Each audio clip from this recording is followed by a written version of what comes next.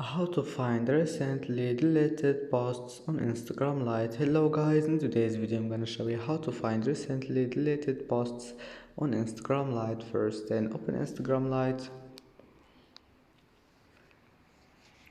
and then click on your profile, and here we'll find this three lines. Click on it and then click settings,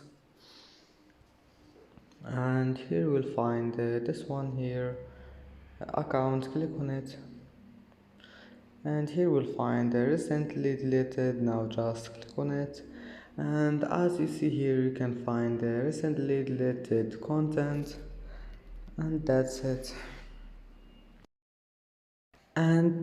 it for today's video. If you like this video, don't forget like and don't forget subscribe, and thank you for watching this video until the end, and see you in the next video.